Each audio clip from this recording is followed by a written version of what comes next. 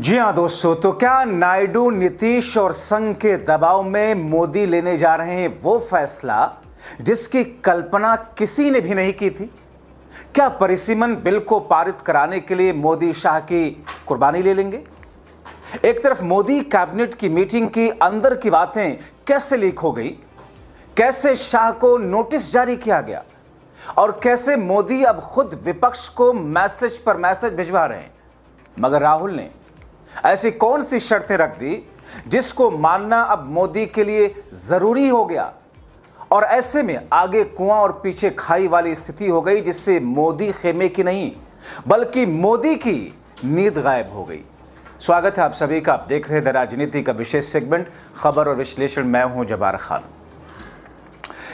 दोस्तों, आप जानते हैं और देख रहे हैं, अप्रैल महीने से जब पहली बार परिसीमन बिल को संविधान संशोधन विधेयक को लाकर भारतीय जनता पार्टी की सरकार, मोदी और शाह दोनों, उनको ऐसा लगा था कि परिसीमन बिल तो पारित करा ले जाएंगे। लेकिन दोस्तों, परिसीमन बिल मोदी के लिए विशेष मुद्दा बन चुका है। मगर बदले हुए हालात में मोदी शाह दोनों के लिए ऐसी मुश्किल आ गई है जिससे निकलना आसान नहीं है। मगर इन सब के बीच में नायडू और नीतीश कैसे अपनी शर्तें मनवाने लगे, कैसे सरकार पर दबाव डालने लगे। बज़ाहिर देखने में तो ऐसा लग रहा था कि नायडू तो प्रधानमंत्री मोदी को प्रेस कर रहे हैं, उनके पीछे पीछे चल रहे हैं, मगर अंदर खाने क्या चल रहा है, सब कुछ विस्तार से दोस्तों आपको बताने जा रहा हूं। चौंकेंगे आप, क्योंकि दोस्तों देश की राजनीति एक ऐसे मोड़ पर आकर खड़ी हो गई जिसमें वो मोदी शाह जो कभी पराजय का मुंह देखे ही नहीं थे, जो हमेशा अजय ही थे, मगर पहली बार ऐसा लग रहा है कि ऐसे चक्रव्यूह में है। एक तरफ छात्र जेनजी की घेराबंदी, इंडिया गठबंधन के चक्रव्यूह, और उसमें मोदी अपने 12 वर्षों के कार्यकाल में पहली बार फंसे हैं। बीजेपी को लगा था कि धर्मेंद्र प्रधान का इस्तीफा हो चुका है, मुश्किलें खत्म हो चुकी हैं, जेनजी अब शांत हो गया है। मगर दोस्तों, पेंच और फंस गया है, क्योंकि राहुल टीम ने छात्रों छात्राओं पर बर्बरता के लिए दिल्ली पुलिस द्वारा गोली चलाए जाने, लाठी चलाए जाने, आंसू गैस चलाए जाने, यहां तक कि पैलेट गन से जिस तरीके से उनके ऊपर बर्बरता की गई, उसको लेकर के अब ये शर्त रख दी कि पहले संसद में आकर के गृह मंत्री शाह जवाब दें, क्योंकि बिना गृह मंत्री के आदेश के या उनकी मर्जी के या उनकी सहमति के ऐसा हो ही नहीं सकता। पहले इंडिया गठबंधन ने, राहुल गांधी ने दबाव बनाया, मगर अब वो शाह के इस्तीफे पर आकर के अड़ गए। दोस्तों, बीते दिनों, मुझे लगता है कि 4-5 दिन पहले की खबर, जब राहुल गांधी ने प्रेस कॉन्फ्रेंस की थी और उसमें एक स्लाइड दिखाया था कि Amit Shah must resign, Amit Shah must go, यानी कि अब शाह के इस्तीफे पर बात आकर के अटक गई। दोस्तों, हर कोई जानता है कि गृह मंत्री के आदेश के बिना गोली चल नहीं सकती। और इसी बीच में हमने आपको दिखाया था पिछले हफ्ते कि भारतीय जनता पार्टी का दोहरा चरित्र जरा देख लीजिए कि अयोध्या में कार सेवकों पर गोली चलाने के लिए पुलिस प्रशासन का जो आदेश था, जिसको मुलायम सिंह से जोड़ करके मोदी शाह और उनके चिरकुट नेता, प्रवक्ता, अधकचरे ज्ञान वाले बुद्धिजीवी, हर कोई कह रहा था, अब मुलायम सिंह ने कार सेवकों पर गोली चलवा दी, मुलायम सिंह ने कार सेवकों पर गोली चलवा दी। लेकिन यहां तो अमित शाह पर अगर कहा जा रहा है कि गोली चलवाई, तो कहते नहीं नहीं नहीं नहीं, वो मजिस्ट्रेट का आदेश होता है, नहीं नहीं नहीं नहीं नहीं, वो पुलिस कमिश्नर का आदेश होता है, नहीं नहीं नहीं नहीं नहीं नहीं, इसमें गृह मंत्री का क्या मतलब है। तो एक तो ये कंट्राडिक्शन जिसने अपने आप में ही भारतीय जनता पार्टी एक्सपोज हो गई। दोस्तों, आप देखिए दोस्तों, दिल्ली की पुलिस गृह मंत्री के अधीन है। गृह मंत्री के आदेश के बिना इतना बड़ा फैसला, और वो भी ऐसा नहीं हुआ कि 2 घंटे पहले आए छात्र वहां पर इकट्ठा हुए, अचानक उत्पात मचने लगा, अचानक हंगामा बढ़ गया, अचानक कंट्रोल करने की सिचुएशन आ गई, अचानक पायलट गिल लेकर के पहुंच गए। ये सब अचानक नहीं हुआ था, सोची समझी रणनीति के तहत हुआ था, क्योंकि इसीलिए दिल्ली पुलिस के कमिश्नर को बदला था अमित शाह ने। दोस्तों, अब उधर कैबिनेट में जो मीटिंग हुई मोदी की और उसमें जो चर्चा हुई, उसने खुद भारतीय जनता पार्टी में खलबली मचा दी, क्योंकि कैबिनेट की मीटिंग में प्रधानमंत्री नरेंद्र मोदी अमित शाह को लेकर के पहली बार अपने 2002 से लेकर के अब तक के, यानी कि गुजरात में दंगे के वक्त से लेकर के अब तक पहली बार अमित शाह को लेकर प्रधानमंत्री मोदी सचेत नहीं हुए, किसी फैसले की तरफ बढ़ना चाहते हैं।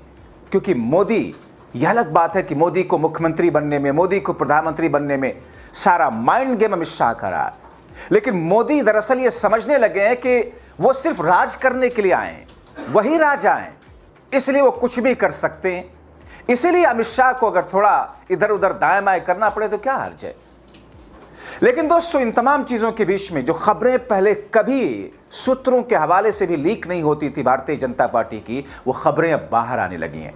ऐसे में दोस्तों, वो नायडू जो अभी तक बज़ाहिर मोदी के लिए बिछते हुए नजर आते थे, मानो रेड कार्पेट बिछा रहे हों, अभी आपने देखा ना, अभी आंध्र प्रदेश की वो तस्वीरें भी, मगर अंदर खाने मोदी को फंसा चुके हैं। उनसे अपने हिसाब से अपने प्रदेश के लिए मनचाहा बजट की शर्त रख दी। तो दूसरी तरफ नीतीश ने भी बांकीपुर की सीट पर भारतीय जनता पार्टी के हार के बाद पुराने तेवर में नीतीश आ गए। इस बीच में खुद प्रधानमंत्री मोदी ने नीतीश से कई दौर की बातचीत की है। मतलब अभी तक सहयोगी पार्टियों से अमित शाह बातचीत करते आ रहे थे, मगर अब प्रधानमंत्री मोदी ने शाह को साइड करके अब खुद जिम्मेदारी संभाली, खुद मोर्चा संभालिया। आपको पता है दोस्तों, नीतीश कुमार से 2 दिनों में 3 राउंड की बात खुद मोदी कर चुके हैं। अब दोस्तों, नायडू के लिए परिसीमन बिल क्यों हानिकारक है? हालांकि नायडू हमेशा ये दर्शाने की कोशिश करते रहे पब्लिक प्लेटफॉर्म पर, क्योंकि वो एनडीए का हिस्सा है, कि नहीं, हमें लगता है कि अगले सत्र में फिर से केंद्र की सरकार लाएगी परिसीमन बिल और हम तो साथ में, ऑब्वियसली साथ में हो, साथ नहीं होने की बात करोगे तो लात मार करके भगा नहीं दिए जाओगे। ये एनडीए है, ये मोदी शाह वाली एनडीए है, ये अटल अडवाणी वाली एनडीए नहीं है। इसीलिए नायडू को ऐसा कहना पड़ रहा। लेकिन दोस्तों, नायडू के लिए दरअसल ये बिल हानिकारक है। एक तो दक्षिण भारत में सभी राज्य में सभी मुख्यमंत्री, एक तरीके से अगर देखा जाए वहां की जनता इस परिसीमन बिल का विरोध मन ही मन में कर रही है, क्योंकि उत्तर भारत के मुकाबले दक्षिण भारत कहीं हाशिए पर डाल दिया जाएगा। 50% सीटों की बढ़ोतरी की बात की गई है ना, 50% सीटों की बढ़ोतरी जब आबादी के लिहाज से होगा तो उत्तर भारत में खास तौर पर हार्ड लाइन हिंदुत्व वाले हार्ड लाइन बेल्ट में, हिंदी बेल्ट में, जहां मोदी शाह को लगता है, बीजेपी को लगता है कि वहीं से हम इतनी सीटें जीत लेंगे जिसमें सत्ता में, केंद्र के सत्ता में बने रहेंगे, मगर दक्षिण भारत तो ठगा हुआ महसूस करता है। दक्षिण भारत यह कहता है कि हमने पढ़ाई लिखाई की, हमने अपने लोगों को जागरूक कराया, हमने पॉपुलेशन पर कंट्रोल कराया, मगर उत्तर भारत वाले लगे रहे भैया, लगे रहे भैया, लगे रहे। आप उठाकर देख लीजिए, खुद प्रधानमंत्री मोदी कितने भाई बहन हैं, अमित शाह कितने भाई बहन हैं। यह अलग बात है कि मुस्लिम दुश्मनी में और बहुसंख्यकों के 35% उन गंवार लोगों को, जो अधकचरे गंवार हैं, उनको भड़का करके अपने तरफ रखने के लिए ये लोग मुस्लिमों के ऊपर ज्यादा बच्चा पैदा करने का आरोप लगाते रहे। अब ऐसी स्थितियों में दोस्तों मोदी शाह दरअसल इस परिसीमन बिल के जरिए अपने फायदे की जो गुणागणित में थे उसे नायडू समझते हैं। अंदर ही अंदर नायडू भी इससे खुश नहीं है। अब ऐसे में वो भाजपा और केंद्रीय मंत्री किरण रिजिजू दोस्तों, जो अभी तक राहुल गांधी को गालियां बकते थे, गालियां मतलब राजनीतिक तौर पर अपशब्द बोलते थे, कटाक्ष करते थे, वैसे तो राहुल गांधी को लेकर भारतीय जनता पार्टी ने हजारों करोड़ रुपए खर्च दिए, किसी तरीके से इसका उपहास उड़ाया जाता कि मोदी शाह के मुकाबले मजबूती से खड़ा ना हो सके। लेकिन दोस्तों, घी का लड्डू टेढ़े मेढ़े है ना।